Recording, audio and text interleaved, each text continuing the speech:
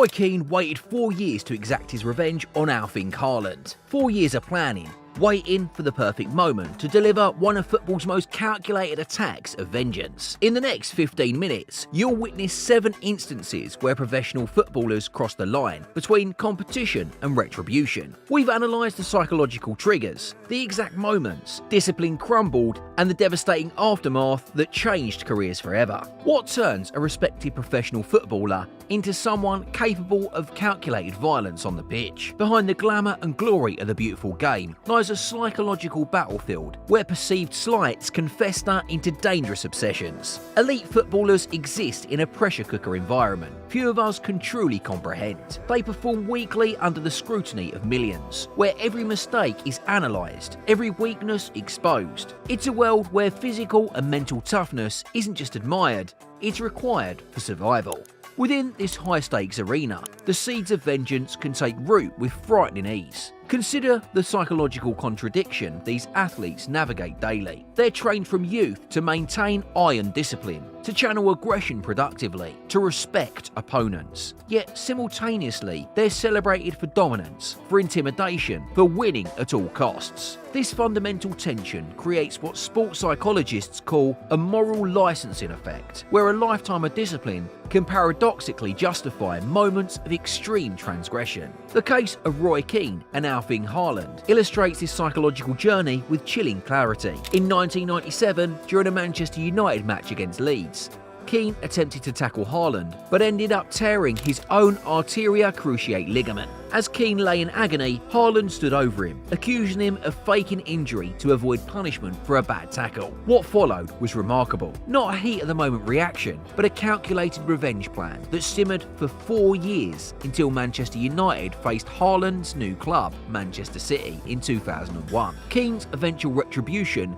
came in the form of a knee-high tackle that effectively ended Haaland's career at the top level. Dr. Emma Richards, sports psychologist at the University of Manchester, explains, "What we see in these cases isn't simply anger, but a complex psychological pattern. First comes the perceived humiliation, a public moment where the player feels their identity and status are undermined. This develops into a private obsession, where the incident is mentally replayed and magnified. Finally, we see public retribution, often disproportionate to the original offence. This 3-stage pattern, humiliation, obsession, retribution, connects virtually all revenge tackles in football history. The crucial psychological element is the period of obsession, where players ruminate on their grievance, gradually reframing revenge as justice in their minds. Elite athletes develop extraordinary mental frameworks to justify actions they would normally condemn, notes Dr. Richards. They create elaborate narratives where they're not the aggressor, but the victim seeking justice. The football pitch becomes a courtroom where they're simultaneously judge, jury, and executioner. This distorted thinking operates through several psychological mechanisms. First is what psychologists call moral disengagement, the gradual process of convincing oneself that ethical standards don't apply in a particular context. Second is dehumanization, seeking the target not as a fellow professional, but as the embodiment of a past grievance. Third is displacement, where broader frustrations, perhaps about one's career, personal life, or status, become channeled into a single act of retribution. The competitive environment of professional football creates the perfect condition for these psychological processes to flourish. Dr. Carlos Mendes, who has worked with several Premier League clubs, explained, "The football culture still celebrates a certain type of masculinity that equates backing down with weakness. Players operate in an environment where showing vulnerability is perceived as fatal,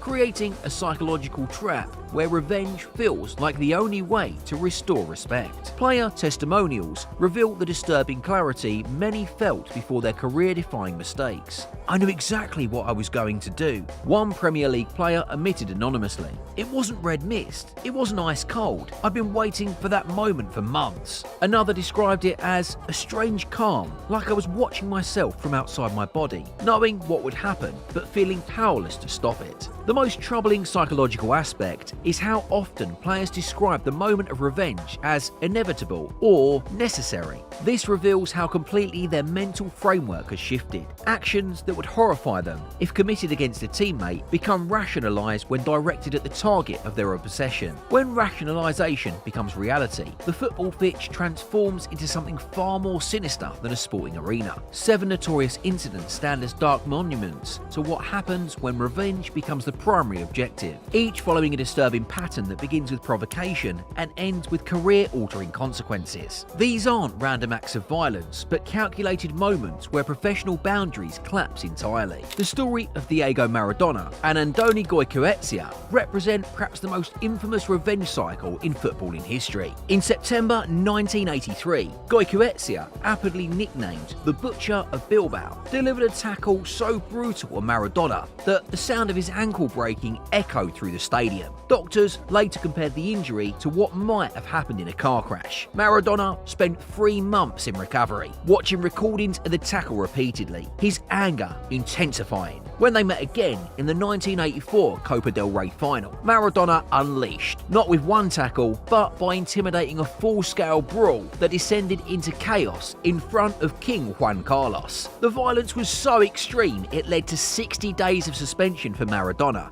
and effectively ended his Barcelona career. Pepe's 2009 incident against Getafe displays a different form of revenge, one born from immediate frustration rather than long-harboured resentment. After conceding a penalty through a challenge on Javier Casquero, Pepe's response transcended normal competitive boundaries. He kicked the fallen player twice when he was on the ground, struck another player in the face, and shouted threats at the officials. The 10-game suspension that followed reflected the severity of his actions, but the psychological damage was more significant. Opposition players would forever view him as unpredictable and dangerous, a reputation that would haunt his otherwise distinguished career. Nothing matches the global stage and dramatic timing of Zinedine Zidane's headbutt on Marco Materazzi in the 2006 World Cup final. With over 1 billion viewers watching, Zidane, playing his final professional match, responded to Materazzi's infamous comments about his sister with an instantaneous chest-first headbutt. The stadium fell silent as one of football's greatest talents ended his career with a red card. French team psychologist Jacques Courvoisier later revealed Zidane had always had this trigger, this point where provocation shifted from competitive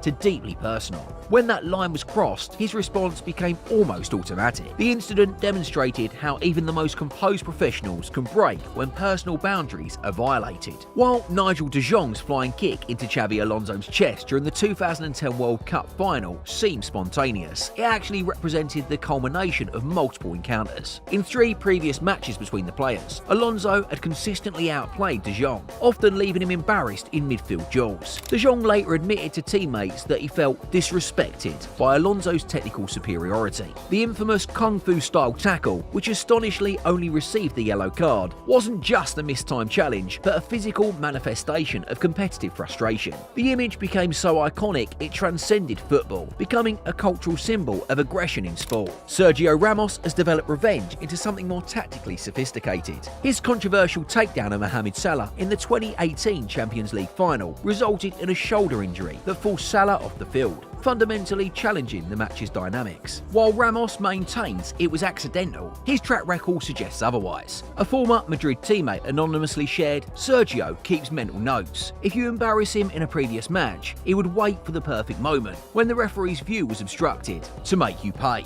This calculated approach to retribution reflects a cold, tactical revenge that's harder to penalise but equally devastating. The final 2 cases follow similar patterns but with distinctive manifestations. Eric Cantona's infamous Kung Fu kick into a Crystal Palace fan in 1995 came after sustained verbal abuse, including alleged racial remarks. The 9-month ban and community service represented the harshest punishment for on-pitch violence in Premier League history. Meanwhile, Luis Suarez's bite on Giorgio Chiellini during the 2014 World Cup stemmed from earlier physical confrontations throughout the match. Sports psychiatrist Dr. Thomas Fawcett described it as a displaced form of aggression when conventional retaliation seems insufficient, some players resort to shocking alternatives. In this unforgiving arena of world football, these 7 moments stand as stark reminders of how quickly the beautiful game can turn ugly. The line separating fierce competition from calculated vengeance isn't just crossed in football. It's obliterated in spectacular fashion when personal grudges overtake professional judgment.